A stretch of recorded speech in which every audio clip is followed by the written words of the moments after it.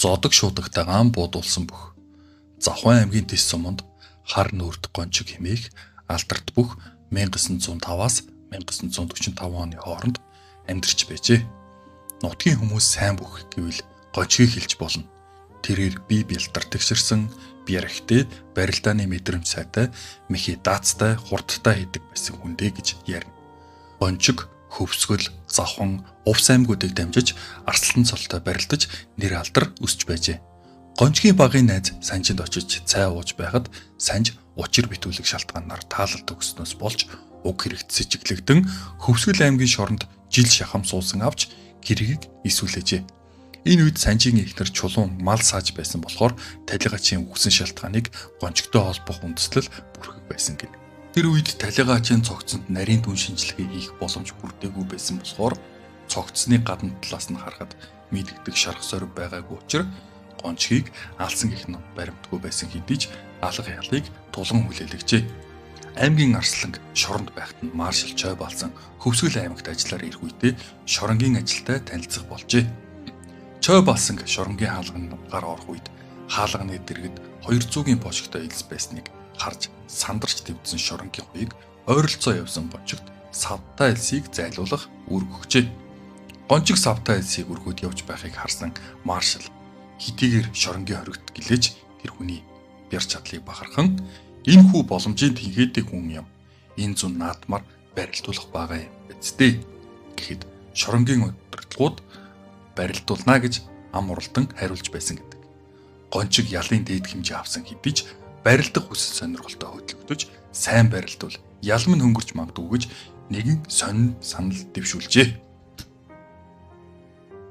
Та бүхэн маршалд барилдуулна гэж амласан болохоор намайг барилдуулах юм байгаа биз дээ. Хэр барилдуулах бол надад нэг мих зааж өг. Тэр михэр чин барилдах бүхөө унгаж дөрүүлнэ. Намайг энэ амандаа хүрвэл миний ялнаас хөнгөлж өг гэжээ. Хуулийнхын нэгэнд маршалд амласан болохоор аргагүй ихэнд барилдахыг нь зөвшөөрч бүх хүнээ тонгорох михэр хай. Өөр михэр хаяурал унсанд тооцоор болжээ.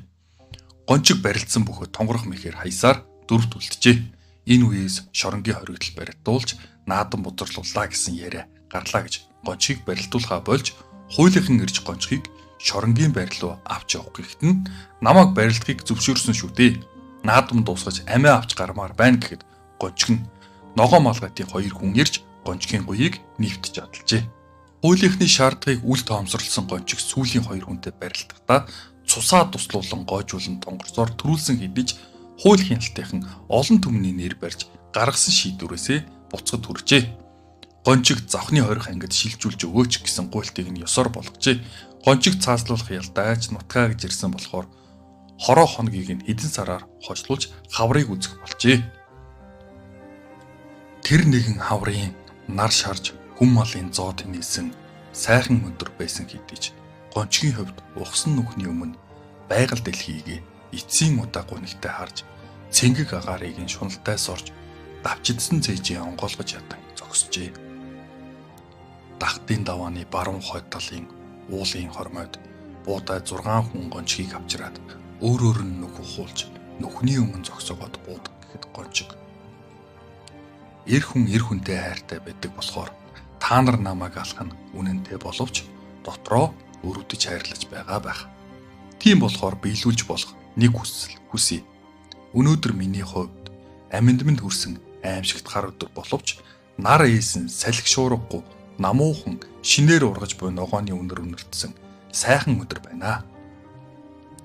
Иймд та бүхнээс орой нар жаргах тэр агшинд намайг жаргааж өгөхийг хүсье гэжээ. Тогтоол гүйцэтгэхээр очсон 6 хүн дор бүрнээ зөвшөөрчээ.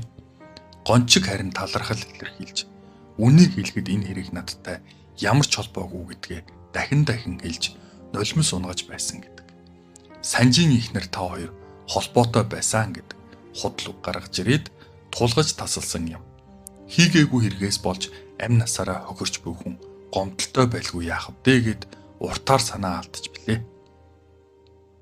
Гончиг барилдаж явсан тухайга болон бөхчүүдийн талаар олон сонирхолтой яриад илгэж суух ялдамдаа цагаан сурвалтай ганс хаш хөрөгтэй тамхиан нэрч суужээ. Цаг хугацаа хормоор өнгөрсөөр нар ар уулын хормойд очиж Аврах том гэрэлт ертөнц баг багаар бүдгэрсээр талд ороход гончгийн сүрлэг том бие жижигэрсэн мэт харагдаж цог золбоо галт үлгүй болж арай ядан босч хорвоо ертөнцийг эцсийн удаа шуналтайгаар харж гүнзгий санаа алдангуудаа халгаг том Монгол дээл бажгар дурдан бүсээ тайлж дээл өмсөж өмдөө ихүж бүсээрээ баглж тавиад барилдах гэж байгаа бүх гэлтэй бүхийн өмсгөлөө өмсөж халин дэвсээр төв асрын үүдэнд биш үхлийн хар нүхний өмнө очоод сүр хүчээ гайхуулга мэт ташаад олон эргэн зогсвоо. Үүргээ гүйцэтгэж яваа 6 хүний буундуу зэрэг тас хийж бүхийн өмсгөлтэй Монгол бүх маань дээшээ хараад үхлийн хар нүх рүү эргэн унлаа. Чин үннийг хэлэхэд тогтоол гүйцэтгэгч бид нар хэрэгтэн гончхийг буудаагүй арслан цолтой Монгол бүхөө буудсан даа гэж энэ ажилд оролцож байсан нэгэн өвгөн хуучилж билээ. Гончиг Увс аймгийн наадунд барилдаад сүүлийн 4 бөгөөд үлдэхэд увсынхан гадуурхаж ганцаардуулаад байхад нь аарх узантай гончиг миний 2 хөлийг туссан ч төрүүлнэ гэж хэлээд хөлөө тохоо зайтай тушуулж барилдаад төрүүлж байж билээ гэж Ахмад өвгчүүд хуучилдаг байжээ.